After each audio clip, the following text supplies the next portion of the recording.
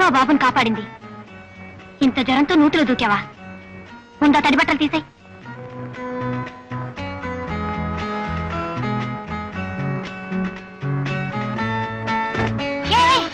మతిలేదు, మళ్ళీ ఆ తడిసిందే కట్టుకుంటావా? ఇదిగో ఇది కట్టుకో.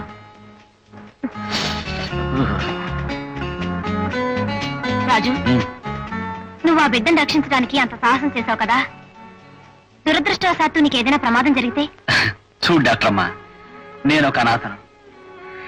నేను బతికితే ఆనందించేవాళ్ళు, చస్తే ఏడ్చేవాళ్ళు ఎవరు లేరు.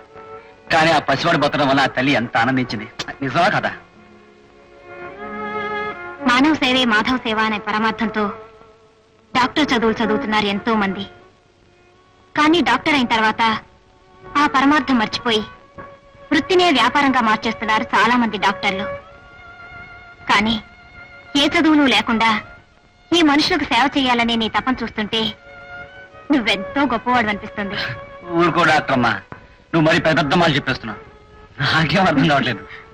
సరే గాని పూర్తిగా తడిచిపోయావు. జ్వరం తిరిగి రాకుండా ఈ మాత్రలు వేసుకో.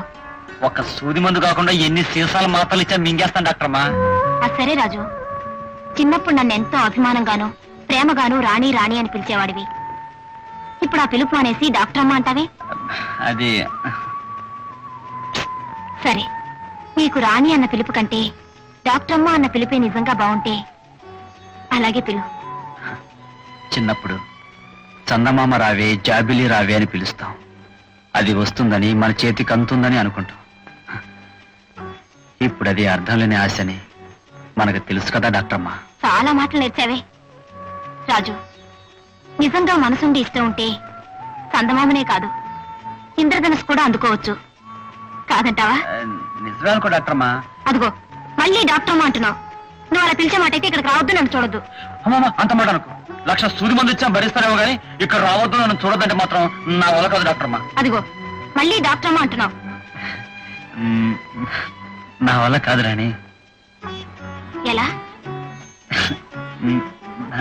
నా వల్ల కాదు రాణి. వినిపించలేదు, మళ్ళీ అను. బాబు మెడ పట్టేసిందండి, తూరు తప్ప ఇంకేవైపు చూడలేకపోతున్నాను.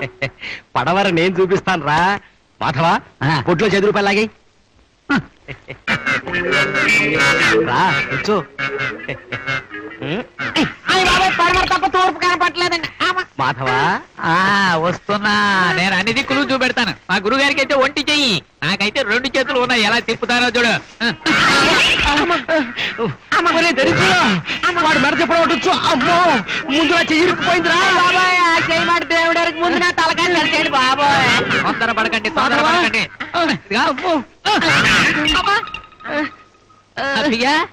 అసలు ఇంత భయంకరంగా నీ మెడ ఎలా పెరిగిపోయిందిరా? మా ఆవిడ కొట్టిందండి, అప్పటి నుండి ఎలా ఉండిపోయింది.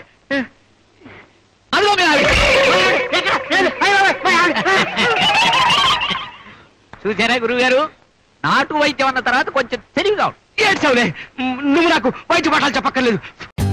For more updates, like, comment, subscribe to our channel. Hey darlings, గంటని click చేయడం మర్చిపోకండి.